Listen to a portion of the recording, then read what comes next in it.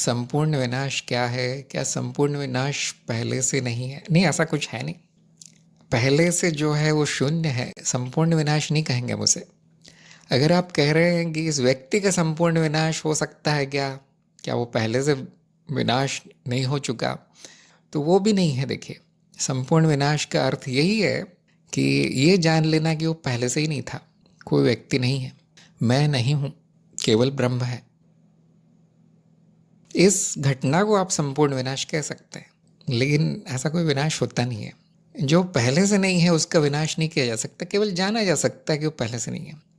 उसी को कविता में कह सकते हैं, हाँ मेरा संपूर्ण विनाश हो गया।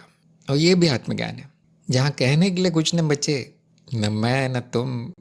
ये आत्मज्ञान है। आप कह सकते हैं ब्रह्म ज्ञान भी यही है। पवन ने कहा है कि अन्य साधक जनों से सुना है कि आप संपूर्ण विनाश करते हैं कैसे।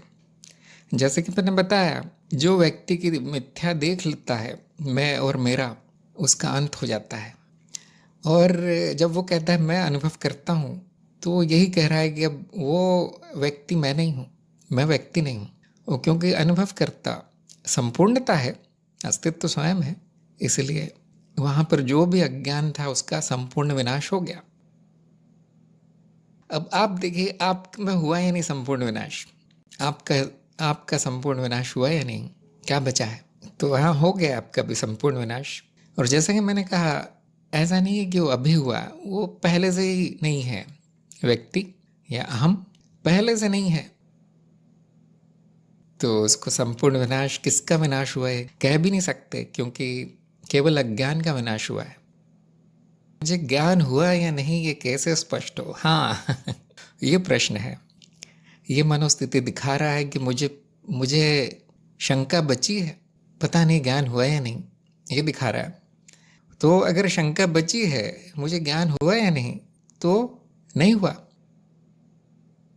जैसे आप घर के बाहर निकलते हैं दिन में और आप स्वयं को पूछते हैं दिन है या नहीं, कैसे स्पष्ट हो? मतलब अभी भी अंधेरा है, अभी भी आंखें बंद हैं, अभी भी सीधा अनुभव हुआ नहीं है। नहीं तो प्रश्न नहीं आता, कभी कोई प्रश्न नहीं आता। हाँ, छोटे मोटे प्रश्न आ सकते हैं जो व्यवहारिकता से संबंधित हैं, माया से संबंधित हैं, वो आ सकते हैं। मूल प्रश्न नहीं आता। कम से कम ज्ञान मार्ग के बारे में क्या सिखाया जाता है, ज्ञान मार्ग में कौन सी समाधि, ये सब नहीं आते, जो कि बड़ा स्पष्ट बताया गया है। कोई साधना नहीं है, कोई अवस्था हमारा लक्ष्य नहीं है, केवल अज्ञान का नाश। तो अगर स्पष्ट नहीं हो रहा तो अज्ञान बचा है, ये इसका सूत्र है। ऐसे प्रश्न पूछिए, आपका कल्याण होगा, आपकी प्रगति होगी। मुझे व्यक्ति या व्यक्तित्व नहीं दिखता, न ही अपना और न ही अन्य का। क्या ये संपूर्ण विनाश है? हाँ, ये संपूर्ण विनाश है। अगर व्यक्ति दिख भी जाए तो मिथ्या दिखता है, जैसे पर्दे पे चित्र या सपने में जो दृश्य दिखता है। और वो व्यक्ति अपना काम करता हुआ दिखेगा इस जगत में, उसमें कोई बुराई नहीं है। विनाश का अर्थ ये नहीं कि वो गायब ही हो जाएगा, दिखेगा नहीं, आंखों से नहीं दिखेगा, ऐसा नहीं। ज्ञान के आंखों से नहीं दिखेगा, उसकी असलियत दिख जाएगी कि वहाँ कुछ है नहीं। ये यंत्र है, चल रहा है अपने संस्कारों से, और जैसे आया वैसे चला जाएगा। वो परिवर्तनशील माया है, सपना है। इतना स्पष्ट होते ही विनाश हो गया, संपूर्ण विनाश हो गया। कभी कभी आप भूल जाएंगे, हाँ कोई बात नहीं, ये भी करता है व्यक्ति, कभी कभी भूल जाता है, बोलता है मैं व्यक्ति हूँ आज, कोई बात नहीं, वो भी माया है, वो भी माया में हो रहा है।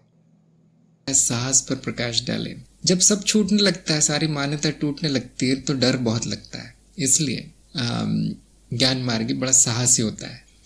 सबसे तरह तरह खतरों से खेल लेना बहुत आसान है, अपनी मान्यताओं को गलत सिद्ध कर देना बहुत कठिन है। उतना साहस नहीं होता लोगों में। मैं गलत हूँ, मैं बुद्धिहीन हूँ, मैं मूर्ख हूँ, मैं अज्ञानी हूँ, ये बोल देना बहुत बड़ा साहस है, बहुत बड़ा साहस है। किस गुरु की शरण में जाना, गुरु को समर्पण करना, गुरु पे भरोसा करना दुस्साहस है, बहुत बड़ा साहस है। हर कोई नहीं कर सकता। लोग डरते हैं, मेरा क्या होगा, मेरे पैसों क्या होगा, मेरे कपड़े गहनों क्या होगा, मेरे संबंधों क्या होगा, पति पत्नी कहीं छोड़ के न चले जाए और ये सब, मेरे बच्चों का क्या होगा, अगर मैं सन्यासी बन गया तो उनका कौन देख रेख करेगा। ऐसा कभी देखा नहीं गया कि कुछ बुरा हुआ है ज्ञान से, अच्छा ही होता है ज्ञान होता है। तो लेकिन डर बहुत लगता है लोगों को, क्योंकि नई चीज है उनके लिए ज्ञान। अज्ञान उनके लिए जानी मानी चीज है, सारा जीवन अज्ञान में बीता है। उनसे अज्ञान से डर नहीं लगता उनको, अज्ञानियों से भी डर नहीं लगता, ज्ञानियों से सभी डरते हैं, गुरु से सभी डरते हैं, कुछ सच ना बोल दे मेरे बारे में। कड़वा बहुत बोलते हैं गुरु, इसलिए साहस जरूरी है, डरना नहीं चाहिए।